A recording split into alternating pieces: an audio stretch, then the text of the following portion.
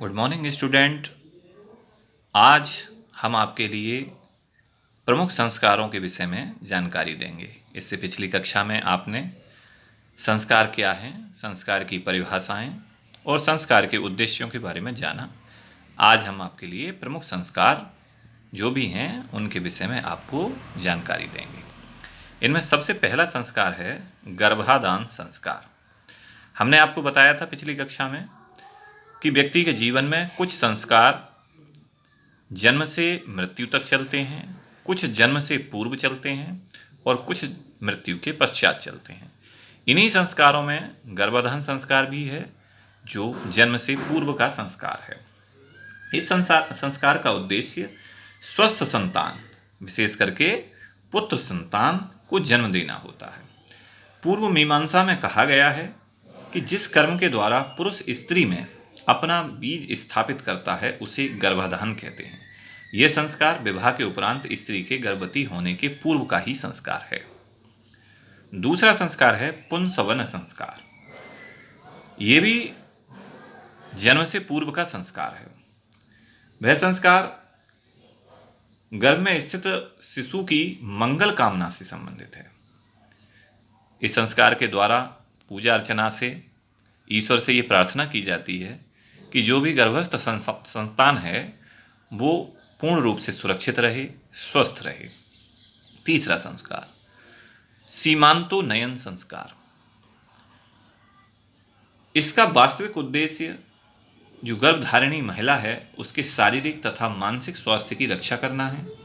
यह संस्कार आंशिक रूप से स्त्री को प्रसन्न करने के लिए भी होता है तथा उसे आगे आने वाली परिस्थिति से समायोजन बिठाने के लिए होता है। चौथा संस्कार है जात कर्म संस्कार। ये संतान के जन्म के समय किया जाता है। शिशु के नाभि छेदन के पूर्व ये संस्कार होता है। यह संस्कार नातेदारों को शिशु जन्म की सूचना देने और शिशु को बाह्य संस्कार की नकारात्मक शक्तियों के विरुद्ध शक्ति प्रदान करने के लिए किया जाता है। अगला संस्कार है बालकों नामकरण संस्कार। ये सब आपने सुना ही होगा। नामकरण संस्कार आप सभी जानते हैं कि नामकरण संस्कार का मतलब है कि इस समय बच्चे का नाम रखा जाता है। तो ऐसे ही प्राचीन काल का ये संस्कार है। यह संस्कार बच्चे के नाम रखने से संबंधित होता है। मनुस्मृति के अनुसार जन्म के 10वें या 12वें दिन की शुभ तिथि, नक्षत्र एवं मुहूर्त को देखकर बच्चे का नामकरण संस्कार किया जाता है। छठा संस्कार है निष्क्रमण संस्कार। निष्क्रमण से तात्पर्य है बालकों घर से बाहर जाना। सामान्य भाषा में इसे हम बाहरावी कहते हैं। निष्क्रमण का मतलब बच्चा घर से जब बाहर निकलता है। प्राचीन काल से ही परंपरा रही है भारत में कि छोटे जो बच्चे होते हैं जिनका मुंडन नहीं होता उनको घर से बाहर नहीं ले जाया जाता है। तो जब बच्चों को बाहर निकालना शुरू करते हैं तो हम ऐसे संस्कार करवाते हैं, उसका नाम निष्क्रमण संस्कार होता है। तभी बच्चा जो है घर से बाहर आने जाने लगता है। सातवां संस्कार है अन्नप्राशन संस्कार। हमारी सामान्य भाषा में हम इसे चटना या चटाना भी बोलते हैं। इसमें बच्चा सबसे पहले किसी चीज को चाट करके अपना खाना पीना या अन्न लेने की शुरुआत करता है और यह संस्कार जन्म के बाद 6ठे महीने में किया जाता है। 8वां संस्कार है चूड़ाकरण संस्कार। चूड़ाकरण से तात्पर्य है मुंडन संस्कार। इसमें बच्चे का बाल पहली बार मूड़े जाते हैं। चरक के अनुसार शिशु के बाल आयु तथा पवित्रता से जुड़े हुए होते हैं। कहने का मतलब है चूड़ा संस्कार से आमतौर पे गांव में इसको कहा जाता है चोटी उतारना। हालांकि मुंडन हमारे यहाँ पहले ही हो जाता है, लेकिन चूड़ाकरण जो है उसकी एक चोटी छोड़ दी जाती है। उस चोटी को जो है बाद में किसी अपने कुल देवता के समक्ष उसको बालों को काटा जाता है। इसी को चूड़ाकरण संस्कार कहते हैं। 9वां संस्कार है कर्णछेदन संस्कार। इस संस्कार के द्वारा बालक के कान छेदे जाते हैं। प्राचीन काल में पुरुष और स्त्री दोनों ही प्रकार के जो बालक बालिकाएं होती थीं उनके कान छेदे जाते थे, यानी कानों में वो बालियां कुंडल पहनने की परंपरा प्राचीन काल में रही थी।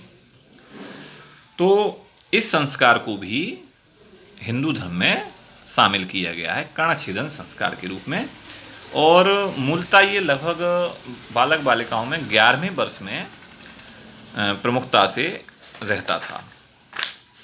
इसके बाद अगला संस्कार है विद्यारंभ संस्कार। जब बच्चा विद्या अर्जन के लिए तैयार हो जाता है तब उस बालक का विद्यारंभ संस्कार किया जाता है। इस संस्कार का उद्देश्य है कि बच्चे के अंदर मानसिक एवं बौद्धिक गुणों का विकास हो। ये संस्कार 3रे, 5वें या 7वें वर्ष में किया जाता है। अगला संस्कार है उपनयन संस्कार। वैदिक काल से ही धर्मशास्त्र युग तक उपनयन संस्कार का बड़ा महत्व रहा है और इसे एक संस्कार की मान्यता भी दी गई है। ब्रह्मचारी द्वारा शिक्षा ग्रहण करने तथा ब्रह्मचारी को वेदों की शिक्षा देना ही इस संस्कार का प्रमुख उद्देश्य है। इस संस्कार को हम जनेऊ संस्कार भी कहते हैं। आपने देखा होगा जनेऊ धारण कराया जाता है, तो जनेऊ का मतलब ही यही है कि उसका उपनयन किया जा चुका है। अगला संस्कार है विवाह संस्कार। विवाह संस्कार से सभी बालक परिचित होंगे। विवाह संस्कार का मतलब है इस समय पर बालक बालिकाओं का विवाह कराया जाता है, यानी वो दाम्पत्य जीवन में बनते हैं, गृहस्थ आश्रम में प्रवेश करते हैं। इसमें कई प्रकार के काम होते हैं और इस संस्कार के बाद यह माना जाता है कि पति पत्नी एक दूसरे के साथ 7 जन्मों तक साथ रहने के लिए प्रतिबद्ध हैं। अगला संस्कार है अंत्येष्टि संस्कार या अंतिम संस्कार। यह संस्कार व्यक्ति की मृत्यु के पश्चात होता है। इसमें व्यक्ति के शरीर को शवदाह किया जाता है, यानी अग्नि के हवाले किया जाता है, और यही व्यक्ति की अंतिम क्रिया जो है संपन्न होती है। तो छात्रों, आज हमने यहाँ पर व्यक्ति के जीवन में होने वाले सभी संस्कारों का अध्ययन किया। हालांकि इनके अंदर और भी छोटे छोटे संस्कार हैं, जैसे विवाह संस्कार में सप्तपदी संस्कार है, पाणिग्रहण है। तो ऐसे संस्कार जो इनके अधीनस्थ हैं, उपनयन के अंतर्गत ही सीमांतोनयन संस्कार है।